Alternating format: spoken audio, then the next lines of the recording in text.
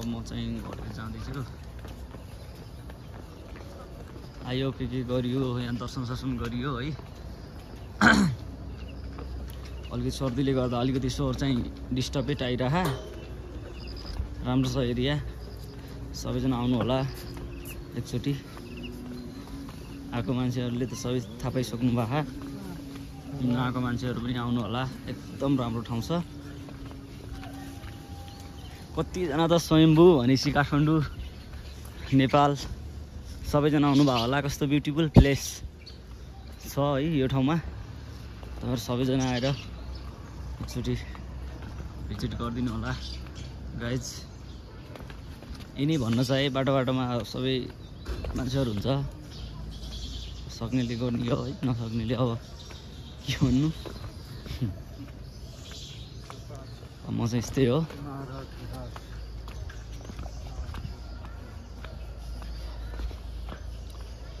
तर म बिहान आउँदाखेरि चाहिँ अँध्यारो थियो। म तलदेखि आउँदाखेरि चाहिँ रेकर्डै गर्न पाइनँ भन्दा नि अब त्यो मनै लागेन क्या, किनकि अँध्यारो थियो नि त। अब अँध्यारोमा रेकर्ड गर्न खासै मन लागेन। अब अलिकति उज्यालो हुँदै गयो अनि अलिकति मन लाग्यो अब अलिकति भिडियो गरेर नि जाऊँ न भन्ने जस्तो सोचाएर अहिले चाहिँ गर्नु लाग्यो। अघि चाहिँ गरेको थिएन। माथिदेखि चाहिँ योभन्दा माथि चाहिँ एकदम राम्रो ठाउँ छ है, त्यो माथिको गरेको छैन, अहिले तलको चाहिँ गरेको हो।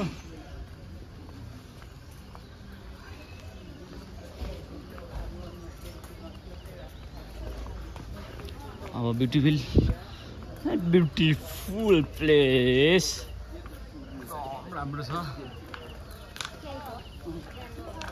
एकचोटि चाहिँ धेरै नभए नि एकचोटि चाहिँ आउनै पर्ने ठाउँ छ है।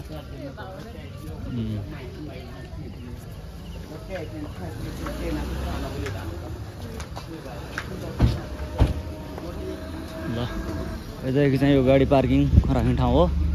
अनि बाइक पार्किङ चाहिँ माथि, ट्याक्सी पार्किङ चाहिँ यता, कार पार्किङ चाहिँ यता, अनि यता चाहिँ बाइक पार्किङ। बाइक लिएर नि आउनु सक्नुहुन्छ है तपाईँहरू चाहिँ। सबै एकदम राम्रो ठाउँ छ। म चाहिँ अब झर्दैछु। यो चाहिँ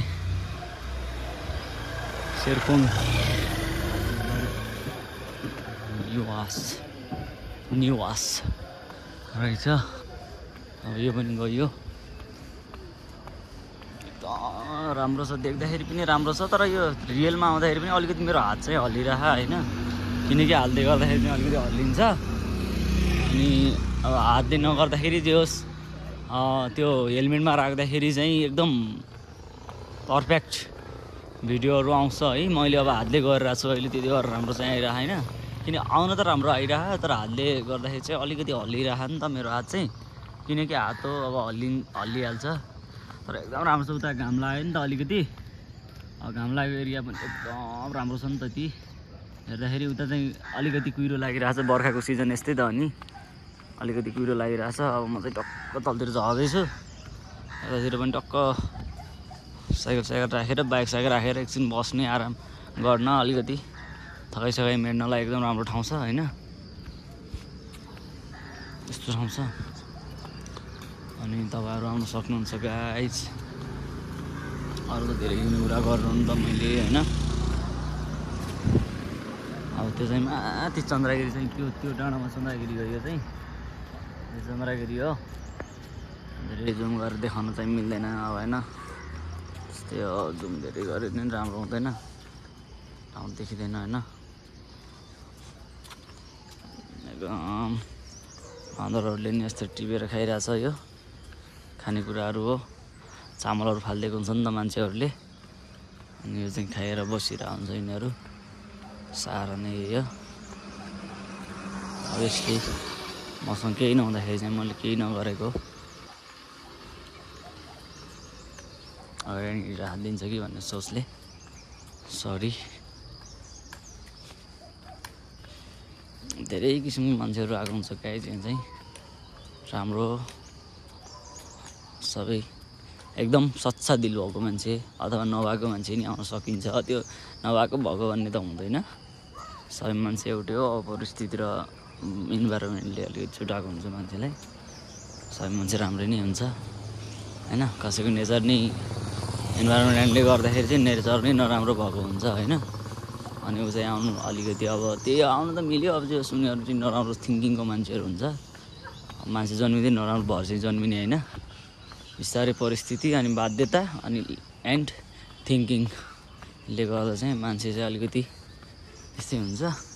यो चाहिँ माथि यो के गुम्बा नै हो है, मलाई टक्क थाहा छैन।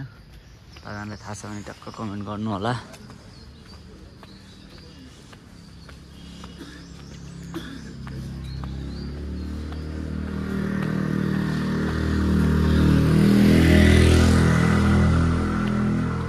निस्किन्छ एकचोटि पप्पीसँग भेट्छु त्यहाँनिर। यिनीहरूसँग त के भेट्नु, सुतिरहेको बाटोमा निन्द्रा पुगे जस्तो छैन राति, सो त्यस्तो छैन। अब ऊ गरेर राम्रो छ ठाउँ। गाइज एकचोटि भिजिट गरौँ। पप्पी है पप्पी के छ, ठिक छ? जो जो जो जो जो जो जो जो किचु किचु किचु किचु किचु किचु किचु किचु किचु ल ल ल ल खानेकुरा केही छैन है नरिसा, ल नरिसा। आज पौसँग नै बोलेर दिइहालेँ। हाम्रो मङ्कीहरू मङ्की दाजु त्यही छन् र यस्तै तलतिर चढिरहेको छु। यो एरिया पनि राम्रो छ, देउस जङ्गल अलिकति सल्लाहहरू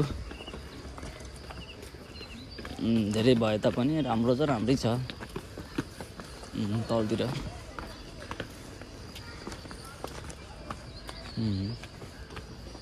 घुमेर भिजिट गरेर टक्क आइसकेँ म चाहिँ। अहिले चाहिँ म पहिला एकदम धेरै अगाडि आएको थियो यो ठाउँमा। यो ठाउँमा सबै बजारहरू लागिरहन्थ्यो है, यता अनि यता यो दुइटै ठाउँ देखिरह नि ढुङ्गाहरू राखेको। अनि अहिले चाहिँ कि बिहान आएर हो कि बजारहरू नलाएको, दिउँसोतिर आयो भने त प्याकै हुन्छ होला सकेसम्म होइन। नभए चाहिँ यो ठाउँमा फोटो खिचौँ, यो गरौँ त्यो गरौँ, यो किन्नु त्यो किन्नु भनेर चाहिँ एकदम जिद्दी गर्छ क्या यो ठाउँमा मान्छेहरूले। जस अहिले चाहिँ नभएको हो कि त्यो चाहिँ थाहा भएन। पहिला चाहिँ धेरै थियो क्या, यो म धेरै पहिला आएको थिएँ है। तर अहिले चाहिँ केही छैन क्या, सुनसाम छ। अथवा म बिहान आएर चाहिँ हुनुपर्छ क्या यो चाहिँ होइन। त्यही भएर चाहिँ हुनुपर्छ, नभए त यो ठाउँमा अलिकति प्याक एरिया नै हो कि यो चाहिँ, अलिकति त्यस्तो एरिया हो। अहिले चाहिँ खै किन थाहा भएन। जस राम्रो छ, हेर्दा यो गर्दा त्यो गर्दा ऊ गर्दा एकदम राम्रो एरिया छ। गाइज यताबाट पनि जान्छ है, बाइक लिएर आयो भने यताबाट जानुपर्छ, मान्छे हिँडेर आयो भने चाहिँ यताबाट जानुपर्छ। अब जो सर्टकट हुन्छ तर चाहिँ यो ठाउँमा पनि यस्तो व्यापारहरू लाग्थ्यो। अब यहाँनिर चस्मा, त्यहाँनिर चुरा पोते के त्यो सामानहरू, अब त्यो लुगाहरू टोपीहरू अब त्यस्तै हुन्छ नि त लगाउनेहरू। पुरै भिड हुन्थ्यो क्या, अझ हिँड्न नि मिलिरहेछ, कस्तो रमाइलो भइरह भने। नभए त यो किन त्यो किन भनेर मान्छेहरू एकदम हुन त अगाडि त दिदीहरू राख्न लागिसक्यो नि त त्यो। अब अहिले राख्ने अब बेला बेला भइसक्यो रहेछ क्या, किनकि अब मान्छेहरू यो माथि तिरपाल सिरपाल पालसाल लगाएर होइन अब सुरु भइसक्यो क्या। मैले भनेको थिएँ नि त धेरै हुन्छ क्या यो ठाउँमा, यो तिरपाल सिरपाल लगाएर यो माथि तिरपाल हो होइन, टक्क लगाएर मान्छेहरू अब यो व्यापार गर्नलाई टक्क राखिसक्यो कि। अब दिउँसोभरि यो यस्तै हुन्छ, यिनीहरूले व्यापार सेवार गर्ने होइन, टक्क त्यस्तो गर्ने चाहिँ हुन्छ। तिरपाल हाल्ने, पानी हाल्ने त्यही गर्मी अनि त्यही छेक छ नि त। ठिक छ, व्यापारहरू खानुपर्छ तर मान्छेलाई डिस्टर्बेट गर्नु हुँदैन। किन्न मन लागेको मान्छेहरू आफै किन्छ, यो किन त्यो किन भनेर चाहिँ मान्छेहरूलाई जबरजस्ती चाहिँ गर्नु नहुने हो, नगर्नु पनि भन्न चाहन्छु। त्यो चाहिँ राम्रो कुरा होइन, किन्ने मान्छेले आफैले किनिहाल्छ है। त्यही भएर म चाहिँ अब देखाउँदै हिँडिरहेको छु तपाईँहरूलाई। अब कस्तो लाग्छ तपाईँहरू पनि आउनुभयो होला है। अब मैले थाहा नभएर मैले अघि राखेन जस्तो लाग्थ्यो। अहिले चाहिँ राख्नलाई पुरै यो पानी बोतलहरू, यो सामानहरू, तपाईँको यो घडीहरू, यो के फोनको कभरहरू केहरू राखिसक्यो होइन। अब यो सुरु भइसक्यो, यहाँको मेला दिउँसो लाग्छ, बिहान 4-5 बजीतिर 5-6 बजीतिर लाग्दैन रहेछ। त्यही नै यहाँको विशेषता भनौँ न। अरू चाहिँ सबै पर्फेक्ट, नराम्रो चाहिँ भन्नु हुँदैन है।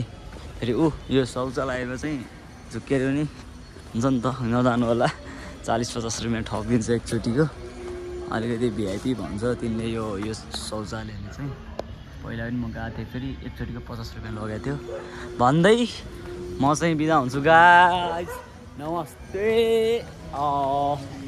जय शम्भु।